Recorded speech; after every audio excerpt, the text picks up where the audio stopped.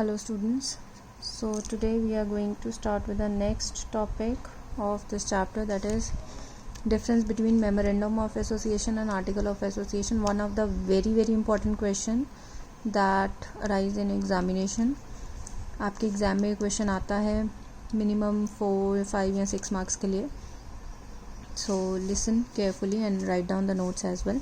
सबसे पहले हम लोग जो डिफरेंस करने वाले हैं वो है memorandum of association and article of association. ठीक है, सो क्या होता है वो first of all we will discuss meaning.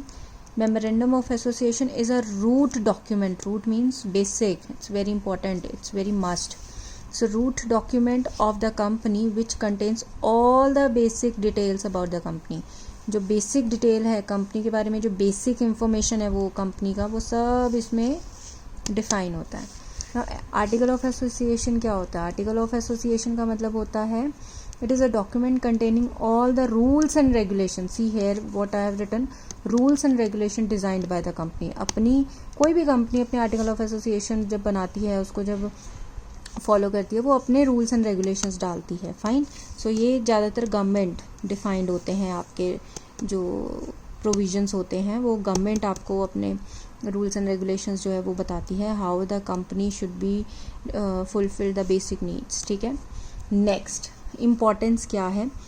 It has a primary importance in the company formation. जब भी कंपनी बनती है तो मेमोरेंडम बहुत ज़रूरी डॉक्यूमेंट है और मस्ट है. प्राइमरी इंपॉर्टेंस है. प्राइमरी मतलब basic, minimum that it should be there. And it is secondary, क्योंकि ये फर्स्ट ऑफ ऑल ये देखा जाता है, ये तो बाद की बात है. ठीक है, कंपनी अपने आप बनाती है अपने rules and regulation, it's secondary one, बाद की बात है. First it should be completed. Next is objective. क्या ऑब्जेक्टिव है हमारे? It lays down the objectives of the company. Memorandum में कंपनी अपने ऑब्जेक्टिव डिफाइन करती है, अपने एम्स, अपने ऑब्जेक्टिव जो है वो क्लियर कट करती है इन्वेस्टर्स को. फाइन. और जो आर्टिकल ऑफ एसोसिएशन है उसमें क्या होता है? It contains the procedure of achieving these objective. ये जो ऑब्जेक्टिव्स हैं उसको अचीव कैसे करेगी, उसको अटेन कैसे करेगी, वो प्रोसीजर आर्टिकल ऑफ एसोसिएशन में बताया जाता है. ठीक है. Next is alternate. Alternate means इसको कैसे चेंज किया जा सकता है. It is not, see here I have written not. So it is not alterable. ये ऑल्टरेबल नहीं होता, पर but it can be amended. Changes ला सकते हैं, बिल्कुल भी चेंज नहीं कर सकते. थोड़े बहुत अमेंडमेंट्स जिसको कहते हैं, चेंजेस, थोड़े बहुत जो चेंजेस हैं वो ला सकते हैं. बट कैसे? स्पेशल रेजोल्यूशन से, जो कि सैंक्शन करता है, चेक करता है या वेरीफाई करता है या एक्सेप्ट करता है कोर्ट या सेंट्रल गवर्नमेंट. बस ये दोनों. ठीक है, कोर्ट या सेंट्रल गवर्नमेंट से वो सैंक्शन होते हैं तो ही ऑल्टर होता है, तो ही अमेंड होता है. टोटली नहीं होता अमेंड. बी रिमेंबर, कुछ अगर थोड़े बहुत प्रोविजंस चेंज करती है गवर्नमेंट तो वो अपने आप डिसीजंस के साथ करती है, किसी और के डिसीजंस के साथ नहीं होता है ये. Next is article of association can be amend, क्योंकि ये इंटरनल है, because it is been made by the internal. Company अपने रूल्स एंड रेगुलेशंस बना रही है, तो ये स्पेशल रेजोल्यूशन के थ्रू वो अपने चेंजेस ला सकती है, इसमें अमेंडमेंट्स ईजिली कर सकती है. बट ऑब्वियसली स्पेशल रेजोल्यूशन मतलब एक स्पेशल डॉक्यूमेंट, स्पेशल डिक्लेरेशन होनी चाहिए, रेजोल्यूशन होना चाहिए. so changes is applicable here, but here it is difficult. Next is regulation. It contains rules govern the administration of the company. Company की administration कैसे चलने वाली है वो रूल्स एंड रेगुलेशन है जो गवर्नमेंट आपको प्रोवाइड कर रही है.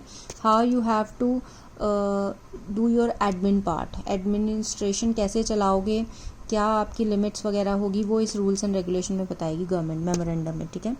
But it is an optional. ये कंपनी का ऑप्शनल डॉक्यूमेंट होता है. आर्टिकल ऑफ एसोसिएशन क्या है? ऑप्शनल है. कंपनी अपना आर्टिकल ऑफ एसोसिएशन बना भी सकती है, फॉलो कर सकती है, otherwise it won't, it can B. Next is relationship.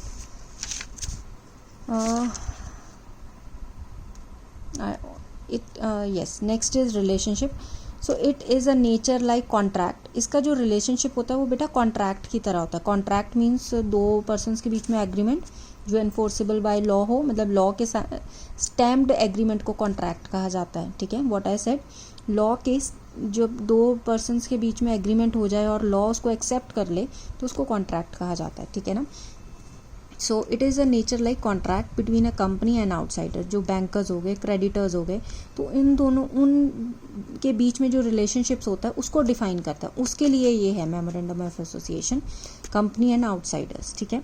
But ये जो रिलेशनशिप असाइन करता है, मतलब आर्टिकल ऑफ एसोसिएशन जो है वो कौन से रिलेशनशिप को डिफाइन करता है, इंटरनल मतलब इनसाइड, कि between the company and the internal, like employees and investors कह सकते हो आप, और ओनर्स कह सकते हो। So that is been hair.